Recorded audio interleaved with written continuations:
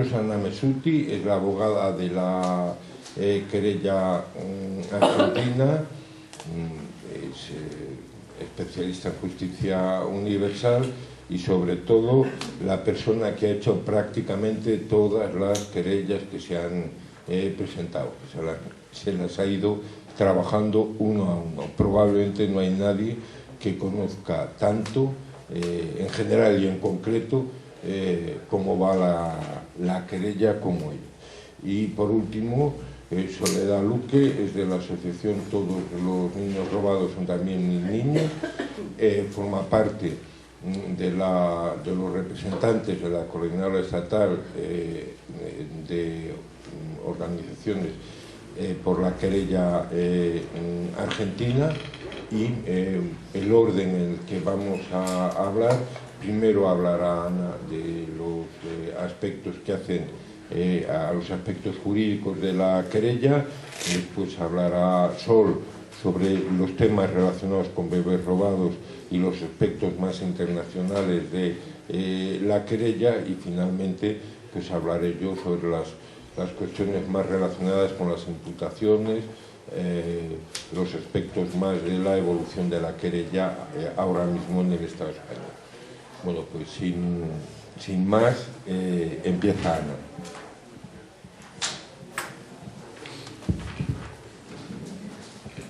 Bueno, buenas tardes a todos. Tengo que agradecerles que tengan tanto interés y que estén aquí a esta hora, es un día de semana, y también agradecer la hospitalidad a la librería con un nombre tan hermoso, y contarles de que en la querella argentina no es un sueño en el que estemos traficando. Es decir, la querella argentina es una realidad y cada vez se está plasmando de una manera más concreta. Tenemos en este momento, acabo de llegar, pido, también me sirve de excusa por los errores u omisiones que pueda cometer, de escuchar videoconferencias y estar asistiendo a las personas que declararon hoy por teleconferencia ante la jueza Servini de Cubría. Para muchos, para casi las 11 personas que declararon, fue la primera vez que las escuchaba un juez penal. Y esto, para mí, que lo he podido observar, la enorme importancia que tiene la palabra en el derecho, se ve reflejada cuando van a declarar ante un juez, sea personalmente, como los he visto en Buenos Aires, que viajaron varios querellantes y declararon unas 14 personas, como cuando lo hacen a través de un aparato, a través de simplemente una imagen. En los dos casos se ve una enorme emoción.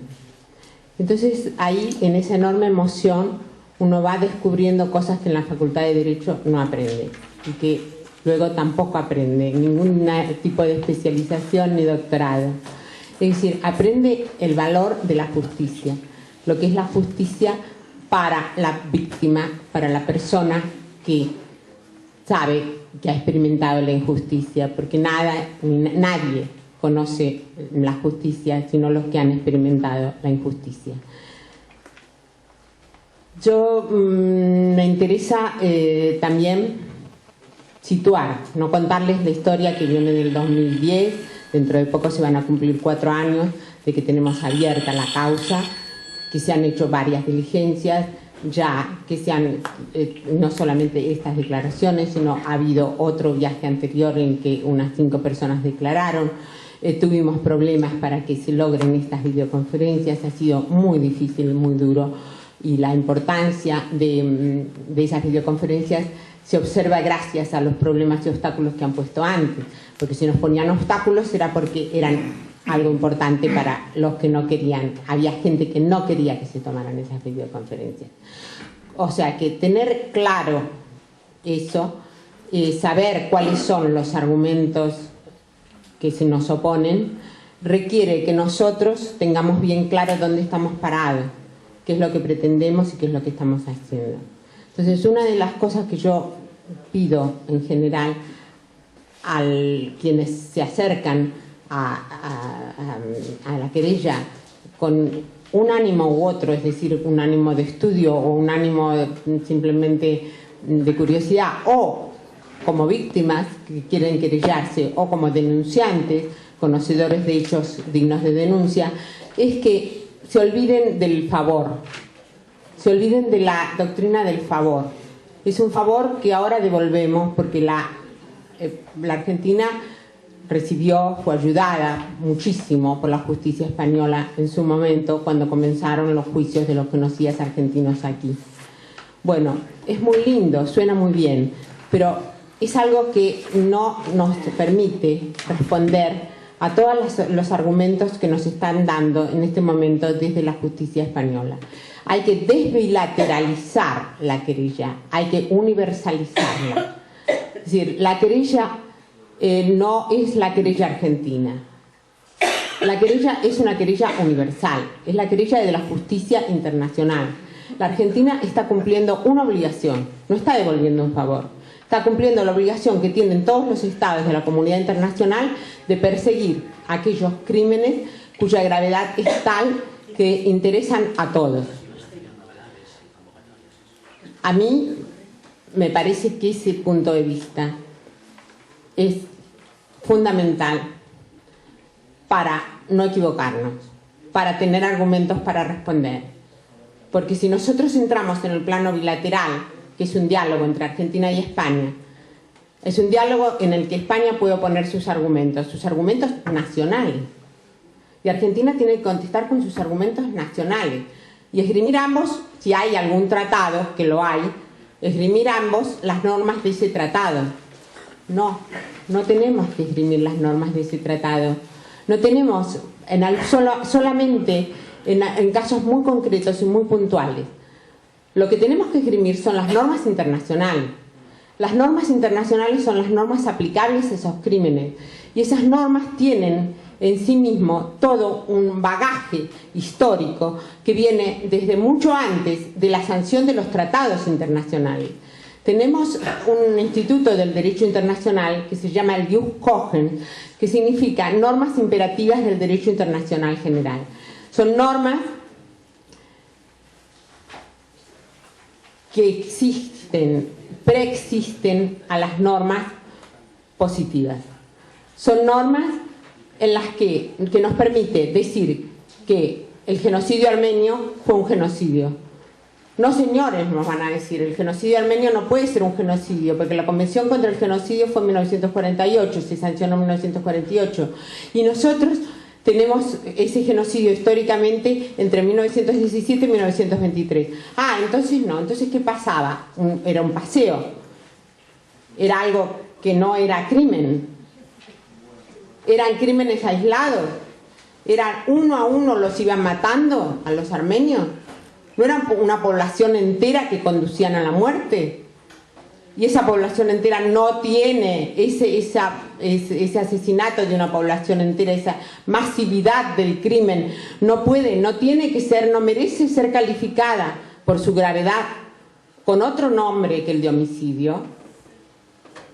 Bueno, nos pasa a nosotros lo mismo aquí, exactamente lo mismo aquí. No podemos considerar que la tortura de fulano o de sutano o la tortura de estas personas han sido actos individuales de tortura.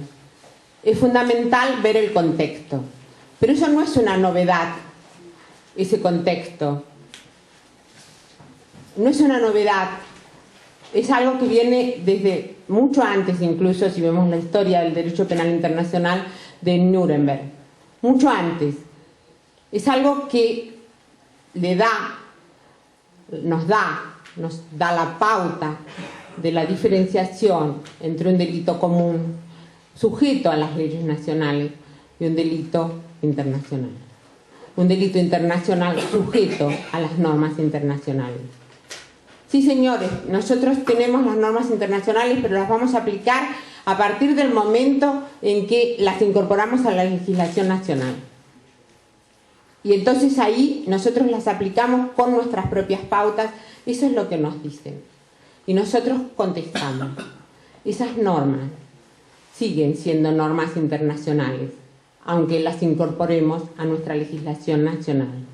Esas normas existían antes, lo único que hacemos es reconocerlas en nuestro ordenamiento, hacerlo de manera que esa incorporación permita darles una aplicación, tener su correspondiente sanción. Que son normas imperfectas, que son normas a las que les falta la pena. Bueno, sí, son normas imperfectas, son normas a las que les falta la pena. El derecho penal internacional es un derecho incipiente, pero está en nosotros, en nuestra voluntad, en nuestras aspiraciones de justicia frente a ese tipo de crímenes, ver cómo lo hacemos y cómo lo vamos elaborando.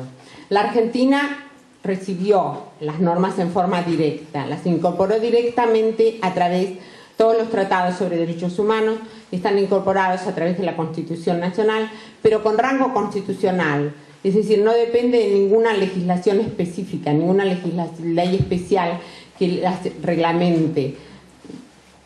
Sí, sería bueno que las reglamente, es bueno, se estará haciendo, se va haciendo poco a poco, pero no se considera que todo lo que había de desaparición forzada, que se podía considerar desaparición forzada, no es desaparición forzada, porque recién el año pasado hemos incorporado, o hace 2 años, perdón, hemos incorporado al Código Penal el delito de desaparición forzada. No, señor, eso, la desaparición forzada existía, viene desde mucho antes. Y entonces ese reconocimiento de esa dimensión temporal del derecho penal internacional es fundamental. Nosotros tenemos la justicia universal, no solo es universal en el espacio, no solo trasciende las fronteras, no solo nos permite pensar, ahora hay un tribunal en la Argentina, pero podría estar en México, podría estar en tantos otros países, podría estar en todos los países juntos, porque existe la concurrencia de jurisdicciones. Entonces, esa perspectiva, ese lugar desde donde nos ponemos para mirar los hechos es fundamental. Pero no solo geográficamente, sino temporalmente. Por eso para nosotros la dimensión internacional de la querella es la que nos va a dar los argumentos para responder a los obstáculos que nos van poniendo y que nos están poniendo en el camino. La dimensión internacional, no solamente geográfica, sino también temporal. Basta ver la carrera contra el tiempo, la hemos visto ahora, hoy mismo, hoy a la tarde, personas que dicen, mi padre tiene que declarar porque está muy enfermo, tiene casi 90 años y se va a morir. Y esa es una dimensión temporal que el derecho no puede olvidar nunca, porque es la muerte presente, la muerte que va muriendo, no solamente el recuerdo, sino va muriendo el testigo. Para mí, la gravedad de los crímenes que han sucedido en España es algo que se ha convertido prácticamente en un drama cotidiano, el drama cotidiano de estar traduciendo esas experiencias y traduciéndolas de la manera más objetiva, más fría posible, rodeándolas de la neutralidad necesaria para un escrito judicial. Por eso es tan importante también la declaración testimonial, porque aporta toda esa calidez humana al frío trámite judicial, aporta las lágrimas necesarias para que el funcionario judicial vea cuánto duele lo que le ha dolido a la víctima. Les digo, ese contacto diario con el drama, con la tragedia, porque en realidad es la tragedia española, me alimenta diariamente una enorme indignación cuando veo cuán poco dispuesta está la judicatura española para responder a estos crímenes. Entonces, yo hablo a veces con mucha indignación, y que es una indignación que va creciendo cada día. Estamos haciendo lo posible en la Argentina. Cuánto mejor sería hacerlo aquí, cuánto más fácil serían todas las diligencias que hay que adoptar Pero bueno, lo vamos a hacer desde lejos. Lo vamos a hacer desde lejos con todas nuestras emociones y todos nuestros deseos muy cerca de todos ustedes. La parte, me parece muy importante, la parte internacional concreta, es decir, el pasar a ver las relaciones con aquellos organismos que sí consideran, apoyan toda esa normativa, sancionan esa normativa internacional y vigilan el cumplimiento de los tratados internacionales, como son el Comité de Desapariciones Forzadas, como es el Comité contra la Tortura, es decir, que vigilan las respectivas convenciones. Entonces de eso les va a hablar Soledad. Buenas tardes, me llamo Soledad, bueno, todo el mundo me conoce. Me conoce como Sol y soy representante del colectivo de víctimas por el robo de bebés dentro de la Coordinadora Estatal de Apoyo a la Querella Argentina. Como dice Ana, toda esta cuestión que también ha explicado sobre la dimensión temporal y geográfica del derecho internacional por encima de la normativa interna, del derecho interno, vemos como, también lo ha comentado, nuestra judicatura no está dispuesta a observar esto. Tuvimos un ejemplo, además muy reciente y concreto, cuando estuvimos en Argentina, en el último viaje. Allí coincidió el día 5 de diciembre que los dos imputados por torturas fueron citados en la Audiencia Nacional para ser notificados de la orden de extradición que pesaba sobre ellos.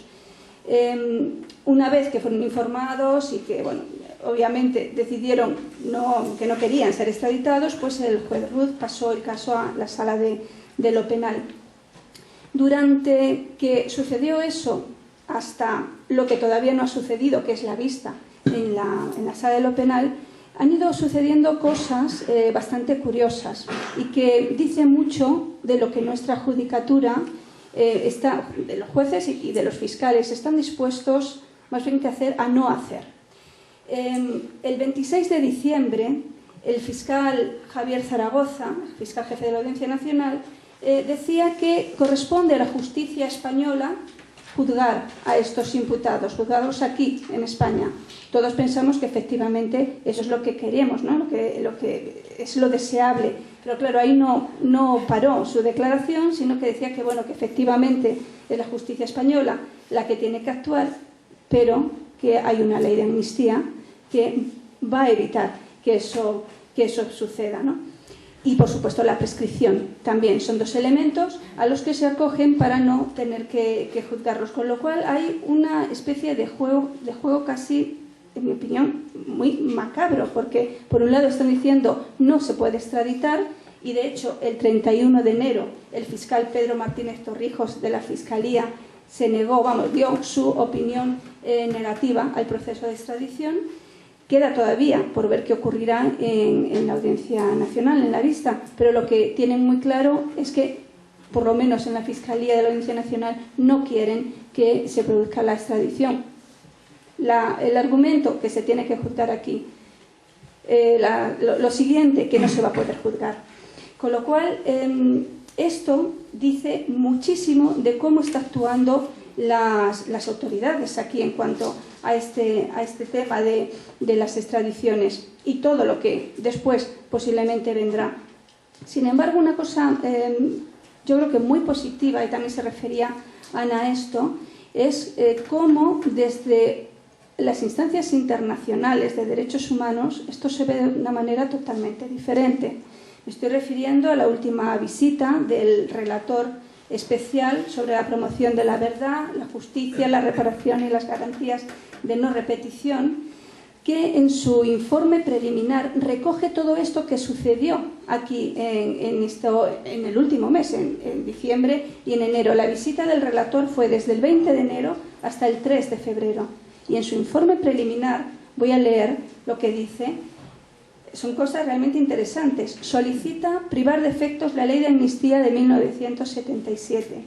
Muestra asombro porque el fiscal de la Audiencia Nacional rechaza el proceso de extradición y le preocupa que el fiscal general del Estado impida que las víctimas del franquismo ejerzan su derecho a la justicia. Esto tenía que ver con un caso que llevó el fiscal Miranda, relativo a una víctima que quiso recuperar los restos creo que de su padre del Valle de los Caídos. Fue denegado, puso un recurso y finalmente el fiscal general del Estado simplemente dijo que ese recurso se cerraba sin haberse investigado absolutamente nada, sin siquiera haberse celebrado la posibilidad de aceptarlo o no. Es decir, que por un lado, por supuesto lo que ha dicho Ana, aquí no se contempla, pero por otro lado las instancias internacionales sí que están a favor de que esta forma de ver las cosas en cuanto al derecho internacional se respete. No es la primera vez que el tema de la querella argentina y el tema que nosotros llevamos en la CEACUA, todas nuestras áreas querellantes, estaba en Naciones Unidas. También en noviembre, del 4 al 15, en Naciones Unidas, en Ginebra, se hizo una sesión de trabajo para observar cómo los diferentes gobiernos firmantes, lo voy a leer para no confundirme, de la Convención Internacional para la Protección de todas las personas contra las desapariciones forzadas, tenían que dar cuenta de las investigaciones y de las acciones que habían y de las actuaciones que habían realizado sobre las desapariciones forzadas. En esa sesión de trabajo no solamente estaban los estados firmantes, España es un estado firmante. Han hablado también, esa firma se hizo en el 2010, y lo que dice España es que, como lo firmó en el 2010, solo tiene que investigar esas desapariciones que ocurren después de la firma, no antes. Pero en la sesión donde fuimos las ONGs, yo fui en representación de la CEACUA, precisamente lo que estábamos diciendo es que un desaparecido sigue desaparecido hasta que aparezca. Se parece algo obvio, pero claro, no porque la firma de un tratado se produzca en un año ya hay que dejar de buscar. Eso no impide, justo es lo contrario, es el reconocimiento de ese país de que esas desapariciones hay que investigarlas y hay que buscar a la gente que está desaparecida. En esa sesión se habló de los desaparecidos que están en las fosas, pero también se habló de los desaparecidos vivos, que parece que es algo que se olvida muy a menudo. Estoy hablando de los niños desaparecidos, de los niños robados.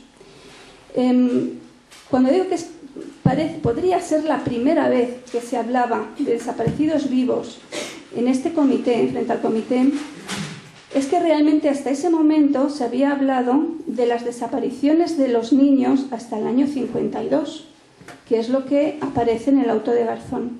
Pero lo que muy poca gente sabe es que a partir de ese año los niños siguieron desapareciendo. Pero además, en unas cantidades que ahora mismo nosotros ni siquiera podemos determinar. Es algo incalculable el número de niños que desaparecieron, el número de niños robados que se produjo durante la dictadura. Y en este punto, digo, en la dictadura y también entrada a la democracia. Después, si queréis, podemos pensar o reflexionar un poco, charlar por qué motivo esto se sigue produciendo en la democracia. Digo que en este punto es donde quiero pararme un poquito, torcer un poquito el discurso para hablaros de por qué el colectivo de bebés robados decide participar en la querella. Nosotros empezamos a participar en la querella en el verano del 2011, si no recuerdo mal, ¿no? Con mi asociación, y después vinieron 8 asociaciones más. Habría que entender por qué nosotros pensamos que tenemos que estar ahí, por qué pensamos que somos víctimas del franquismo, porque no todo el mundo piensa así. Lo que está claro es que en el tema del robo de bebés ya parece incuestionable, todo el mundo sabe que había diferentes etapas. También parece incuestionable que los 30.000 niños que aparecen como robados, desaparecidos en esta etapa de la que habla Garzón hasta el año 52, también se asume que son crímenes del franquismo, estos delitos, por ser producto de una represión claramente política, ya que los niños eran arrancados de los brazos de sus madres republicanas, ¿no? Bajo esta idea de Vallejo Nájera, que era el sustento realmente ideológico y científico de estos robos. Además había leyes, es decir, que era un crimen que se establecía por derecho, absolutamente ilegítimo, pero había leyes que lo podían sustentar. Pero también parece claro que esta última etapa, cuando digo que se continúa el robo en los primeros años de democracia, también ahí parece que ese robo, esa desaparición de bebés en clínicas y maternidades también se puede producir por un motivo bastante claro que puede estar relacionado con el móvil económico. Es decir, que habría diferentes etapas, la primera por represión política, esta última por un móvil económico. Sin embargo, hay una etapa muy grande, que es de los años 50, 60, 70, que está un tanto difusa para mucha gente. Es donde mayor número de robos se produjo, pero la gente no tiene muy claro cuál era el móvil ni cuál era realmente la ubicación política del asunto, ¿no?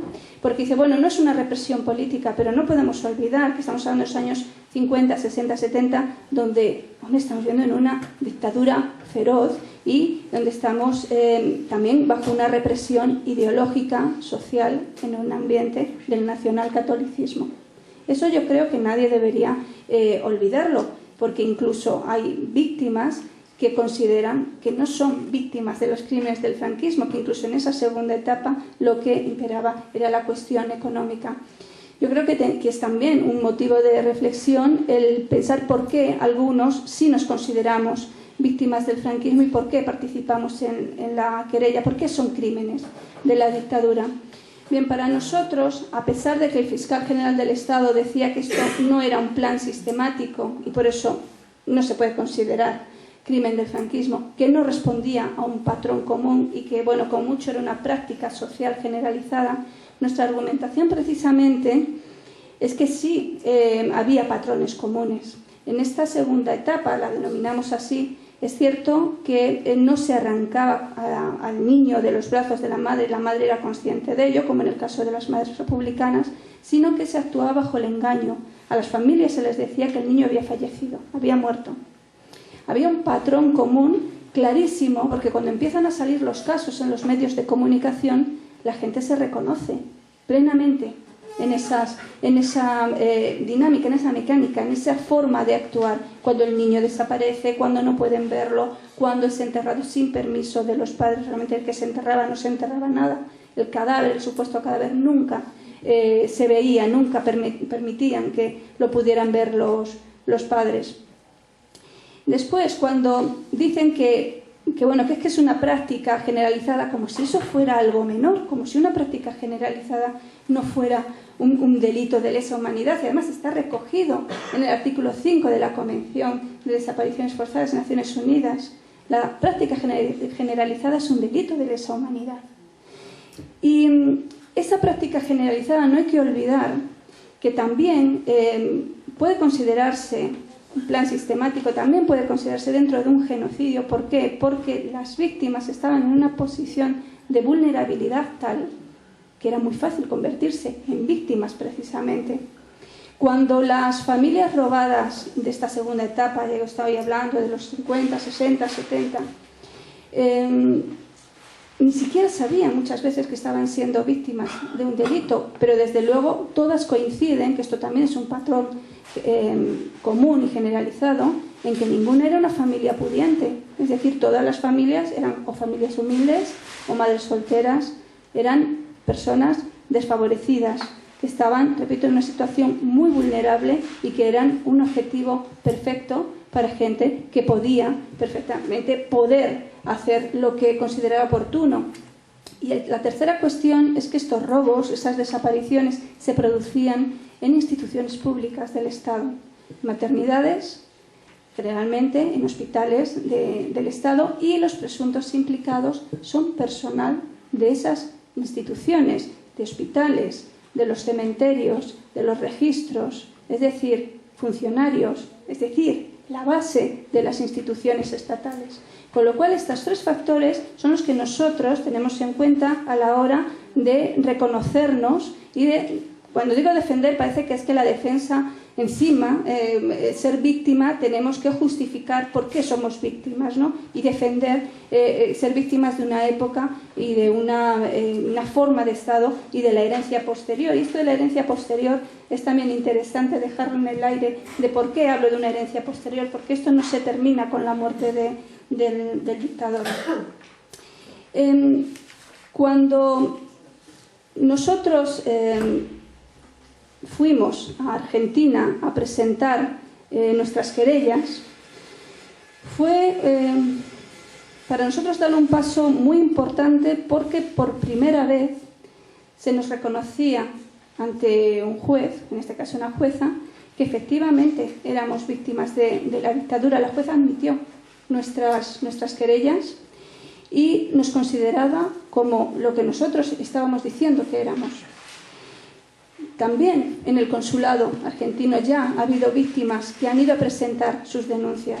También en estas últimas sesiones de videoconferencias, el lunes y el martes, víctimas por el robo de niños también han presentado declaración.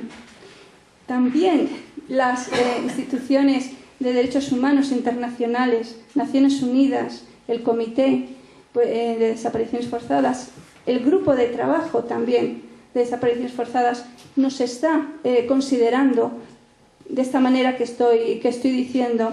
Es decir, que parece que el único que no nos considera víctimas del franquismo y que no considera estos delitos como delitos de lesa humanidad es nuestro Estado.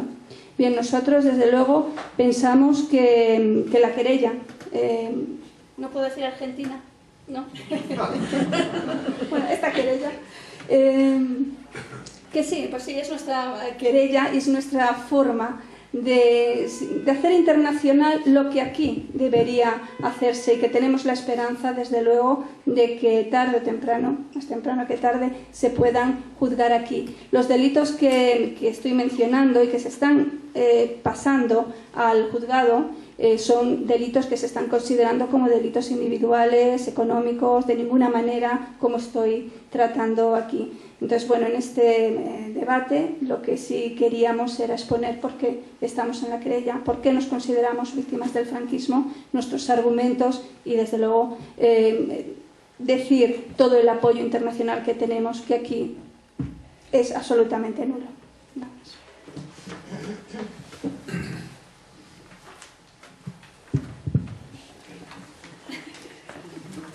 Bueno,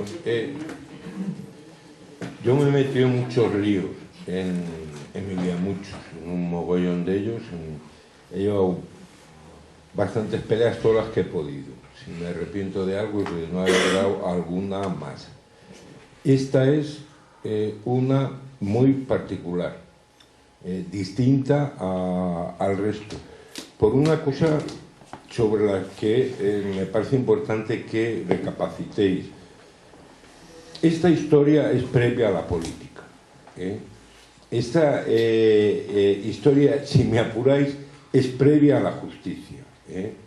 Se trata de un derecho humano fundamental. Lo que estamos pidiendo es el derecho a la justicia. No pedimos ni siquiera que condenen, no.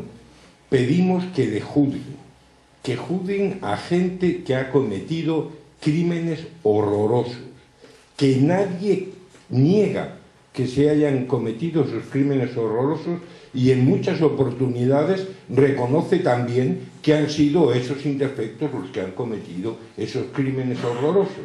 Y sin embargo, en este país se nos niega el derecho a acceder a la justicia. Eso es lo que hace particular este asunto. La segunda particularidad es que nos tuvimos que ir fuera, visto que aquí no nos hacían justicia. nos fuimos al sitio más cerca que encontramos que nos iban a hacer justicia, que está ahí en 1000 kilómetros. Si lo hubiéramos encontrado más cerca, nos ahorraríamos bastantes esfuerzos y bastante dinero, pero hubo que ir a Argentina, a hacer a presentar esa querella. Y fuimos a Argentina con la ilusión de que allí íbamos a conseguir que se hiciera justicia. Y desde entonces, hace como 3 años, yo creo, en la misma constitución de nuestra asociación, decidimos que a eso íbamos a volcar nuestra actividad. Y unos meses después, 4 talegueros, un poco zumbaos, cogimos 48 querellas de 48 compañeros y nos presentamos en Buenos Aires con ellas a presentarlas a una jueza que nos hizo caso, que nos concedió el derecho a la justicia. Nosotros hablamos del síndrome de la declaración. La gente, cuando sale de declarar, de dejar la enorme carga que lleva en un juzgado, porque se ha podido dirigir a una juez a explicarle lo que le pasó a su familia o a ella o a él, sale con una mezcla de llanto y de risa que hace falta ver. Yo a mí mismo no me vi. Después he ido acompañando a alguna gente, a algunos de ellos aquí presentes, y sí les vi. ¿Por qué? Porque acababan de hacer algo, acababan de reconocerles algo por lo que llevaban en algunos casos decenas de años peleando. En nuestro segundo viaje, que tiene que ver con todo el camino, no, en nuestro último viaje, tiene que ver con todo el camino que hemos recorrido. No íbamos 4 talegueros, íbamos 28 personas. Entre ellas había alcaldes, diputados del Parlamento español, diputados del Parlamento vasco, 14 personas que fueron a declarar, gente desde 23 años a 88 años. A 88 años, una mujer que iba a declarar porque quería que los huesos de su padre fueran a descansar en el mismo sitio que estaba su madre, y se lo había prometido, y por eso fue allí. Ese era su motivo para ir. En medio hay un enorme avance. Hemos hecho campañas que han recogido en instituciones. Hay 5 parlamentos autonómicos que han apoyado la querella argentina. Hay 130 y tantas ciudades que han apoyado la querella argentina. Hemos conseguido estar presentes en prácticamente la totalidad de las comunidades autónomas del país. Tenemos coordinaciones de apoyo en toda una serie de comunidades. Hemos dado un gran salto adelante, estamos presentes. Cuando nos fuimos los 4 talegueros, nos enteramos los 4 talegueros. Cuando volvimos del último viaje, había, creo que eran 6 o 7 cámaras de televisión allí. Eso tiene que ver con el recorrido que hemos hecho.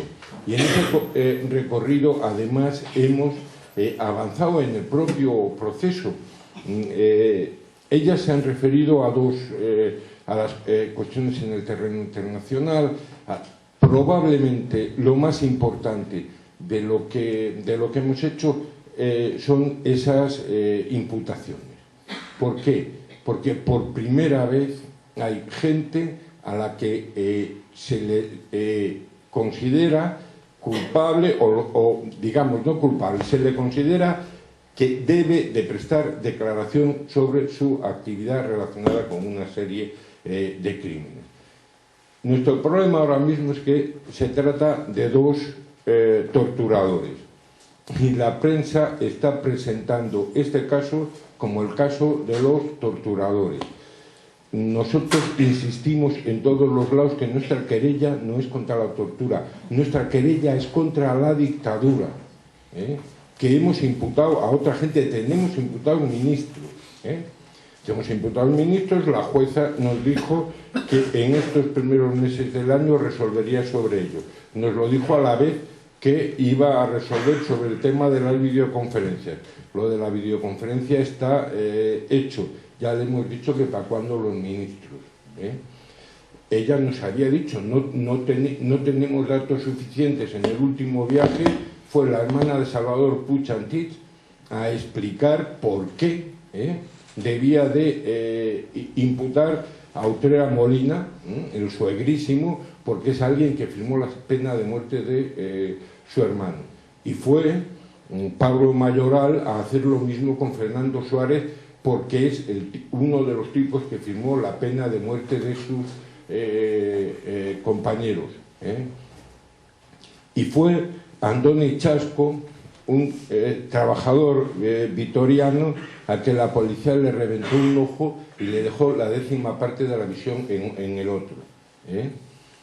Él iba a denunciar a Martín Villa como responsable de aquella masacre que le costó la vida a 6 trabajadores y 50 heridos de bala en aquel siniestro 3 de marzo de 1976. Pensamos que es posible hacerlo, pero es que además en el próximo viaje que hacen nuestros abogados en marzo, volveremos a llevar aproximadamente 30 imputados. Y volverá a haber imputados de todo tipo. Habrá ministros. Vamos a imputar a Antonio Carro, que es el único hijo de Satanás capaz de haber firmado tanto lo de Puig Antich como los fusilamientos. Y vamos también a imputar jueces. Vamos a imputar jueces militares. En concreto eran tenientes o capitanes del cuerpo jurídico del ejército. Uno se llama Antonio Troncoso, de Castro. Este interfecto ha pedido 14 penas de muerte. Pidió las 9 penas de muerte del proceso de Burgos, pidió la pena de muerte de Andoni Arrizabalaga, pidió la pena de muerte de Iñaki Sarasqueta, pidió la pena de muerte del agente Zarao, no me acuerdo cómo se llamaba. Este interfecto es hoy el presidente de una sociedad que se llama Abogados Militares. Por otra parte, aparece en el proceso de canonización del inventor de la adoración nocturna. Y firma un precioso papelín diciendo que hay que canonizarlo porque ha hecho 20.000 milagros. Bueno, 20 y pico mil, no, grosso modo 20.000 milagros.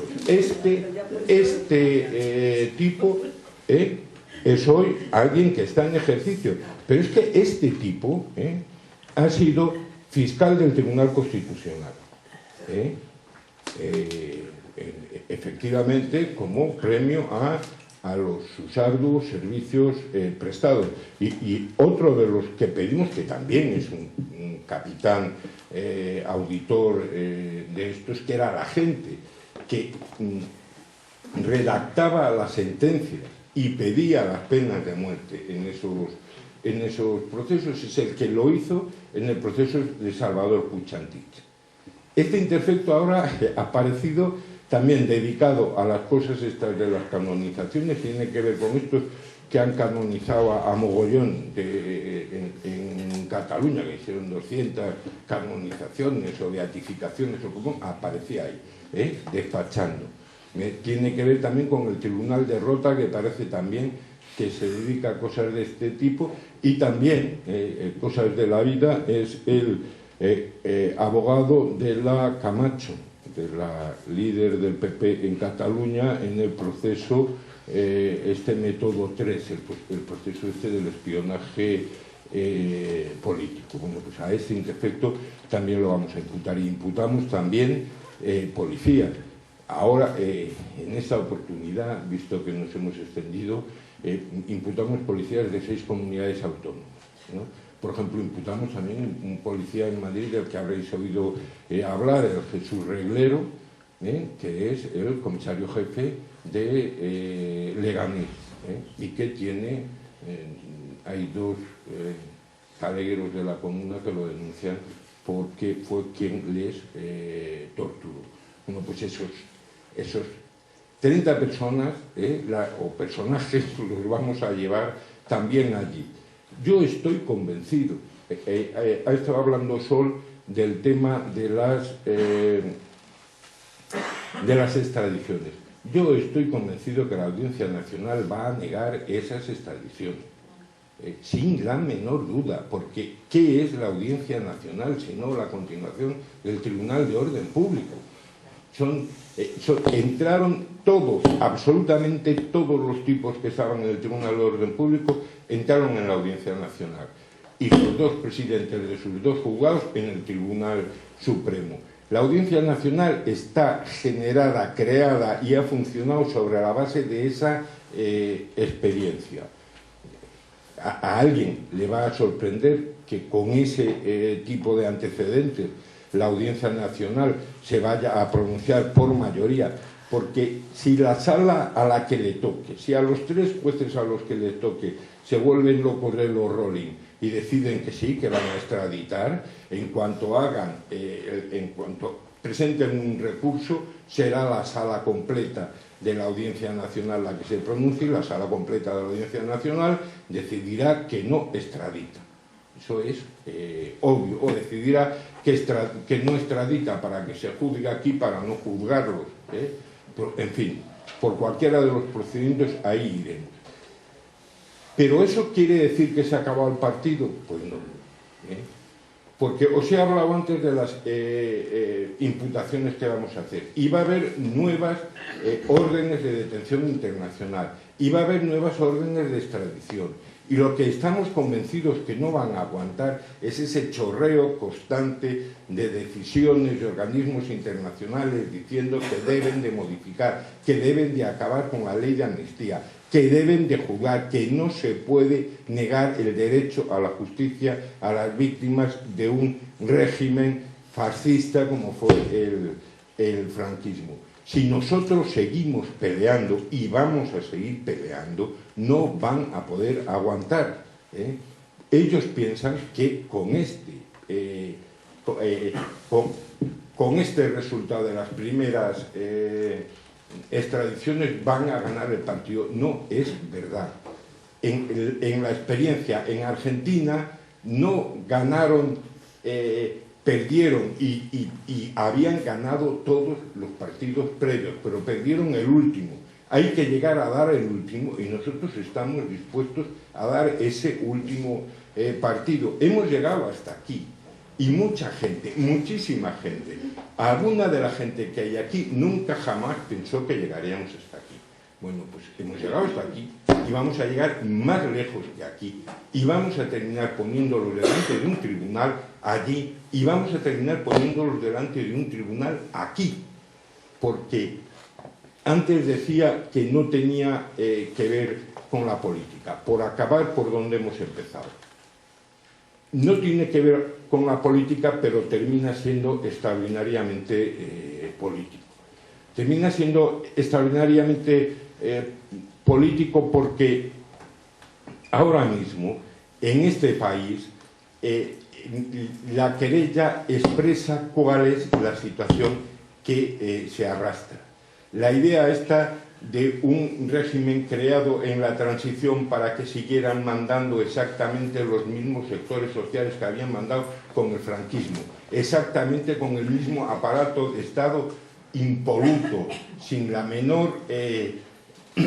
el menor cambio, con una total impunidad que ha generado un nivel de corrupción impresentable, que ha terminado corrompiendo de arriba a abajo todas las instituciones de este país, incluidas las instituciones políticas de este país, desde su forma de Estado hasta la propia relación entre las nacionalidades de este país. Todo eso, que es político, tiene que ver con que nosotros hayamos podido hoy avanzar lo que hemos avanzado en esta pelea. Si no se avanzó antes, No es que porque fueran más tontos o más feos o no se enteraran de las cosas. Si no se avanzó antes es porque no habría una crisis de las dimensiones que tiene hoy este país. Y por eso es lo que no les va a permitir aguantar. No hay mejor imagen de lo que pasa hoy en este país que la que se dio en la Audiencia Nacional el otro día cuando esos dos torturadores fueron a prestar declaración. Embozados, ocultos, pero en la puerta de la Audiencia Nacional tenían un coche oficial y tenían un policía dirigiendo ese coche, porque la Audiencia Nacional jugaba a eso, y nuestra gente, la que estaba allí peleando, gritando contra los torturadores, fue perseguida y multada por la policía. Eso, que es el despropósito, el desbarate, lo que se quiera, ¿no? El mundo al revés, eso es exactamente lo que pasa hoy en este país, y en esas condiciones no van a poder aguantar. Eso es lo que nosotros tenemos que meterle en la cabeza a la gente. No van a poder aguantar. Así de sencillo. Bueno, pues ahora...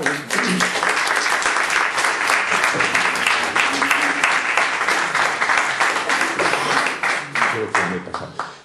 Ahora vamos a preguntar, a hablar lo que queráis.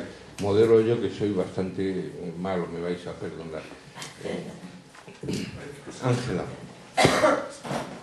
Sí, yo oyendo pues, indudablemente qué voy a decir, sino que estoy...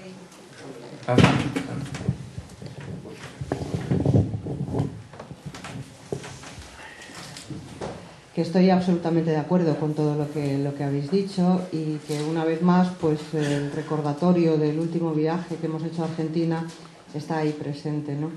Está presente cargado de muchísimas emociones y sobre todo de esa sensación de haberse vaciado un poco de toda la angustia, de toda la historia de horror que nos ha tocado vivir a todos. ¿Cómo no agradecer? Y quiero agradecer porque me lo pide el cuerpo y porque creo que es de obligado cumplimiento y de honestidad dar las gracias a los abogados, a Carlos, a Ana y a todos los abogados que en Argentina nos están apoyando y están defendiendo nuestra causa. Y la están defendiendo no solamente desde el punto de vista jurídico, sino también con una implicación en cuanto a un conocimiento y a un sentimiento profundo de lo que es la justicia universal. Yo quiero decir que yo cuando estuve en Argentina también denuncié a la Iglesia Católica y a Falange, y lo hice con una ampliación de querella porque considero que son responsables de muchos de los horrores que han ocurrido en este país, que siguen ocurriendo, porque no hay más que ver cómo están apoyando toda la regresión en cuanto a los derechos de las mujeres actualmente, y eso nos retrotrae a esa época franquista. Que todos los obstáculos de los que habéis hablado, que se están poniendo aquí, suceden continuamente, que son cotidianos, que a nada que tú quieres dar un pasito más, aunque sea un paso que en apariencia no tenga mayor importancia, la tiene. Yo estoy a punto de irme a Tarragona a visitar el preventorio donde estuvo mi hermano, donde se torturó a tantos niños, donde destruyeron la vida de mi hermano, literalmente, y voy a explicar por qué. En su momento se le destruyó, se le anuló como persona y se le condenó a una muerte lenta, porque hay muchas formas de matar, no solamente con un tiro. Y los obstáculos están ahí porque no quieren que se conserven los lugares de memoria, lo que se haría en cualquier país civilizado y democrático. Quieren borrarlos como quieren borrar nuestra memoria y lo que ha ocurrido aquí. Me voy a marchar y voy a denunciar después con calma y públicamente los obstáculos que se me han puesto, y además por qué se han puesto esos obstáculos, porque no solamente se trata de borrar la memoria, sino de además especular con ella. Y que, compañeros, adelante, porque no nos queda otra.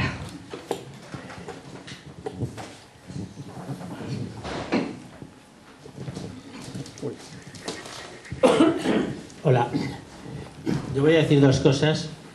Una ya la ha dicho Chato, pero bueno, voy a insistir en ella. Y la otra, pues es una reflexión así un poco más personal. Lo primero, que ya lo ha dicho Chato, es insistir en que esto no es nada personal. Para nosotros, para los que estamos participando y poniendo todas nuestras energías en esto, no es nada personal. No lo es para nosotros, pero tampoco lo es en el caso de los responsables a los que ahora mismo se está imputando. O sea, esto no va a ser el juicio a Billy el Niño, ni al Capitán Muñeca, ni a los que pudieran aparecer. Es el juicio al franquismo. Eso es lo importante y la importancia de todo esto. Y además tiene otra consecuencia derivada en la que he insistido en más de una ocasión y que me parece muy importante. Una consecuencia fundamental de la justicia internacional que ahora mismo estamos impulsando, es la verdad. Porque la verdad solo puede venir de la justicia. De ninguna otra forma puede establecerse una verdad. Y he dicho en más de una ocasión que para mí esta es la gran ocasión del juicio al franquismo, del Nuremberg de la dictadura franquista que nunca se hizo, que permita establecer una verdad judicial que nadie pueda negar en el futuro. O sea, que impida cualquier negación futura de los crímenes del franquismo. Porque los que ahora podemos hablar ya no somos jóvenes. O sea, dentro de unos años quedará muy poca gente que pueda testificar. Y en el futuro, o sea, cuando no quede nadie que pueda hablar y que pueda decir estas cosas, o sea, si no se ha establecido esa verdad, todavía se atreverán a negarlo. Y voy a decir otra cosa más, que ya es lo segundo, que es de tipo personal, y bueno, pues es una reflexión que en más de una ocasión también he dicho. Los que estamos todavía vivos, que sobrevivimos a la policía y a las cárceles, en más de una ocasión se ha dicho que nosotros realmente, pues eso, lo que nos diferenciaba era que no buscábamos desaparecidos. Pero yo siempre añado algo más, y es que en realidad si buscábamos a un tipo de desaparecidos que éramos nosotros mismos. No habíamos tomado conciencia de nuestra condición de víctimas durante muchísimos años y nos hemos reconocido en este proceso. Nos hemos reconocido y estamos ahí. Y desde luego no les vamos a dejar en paz.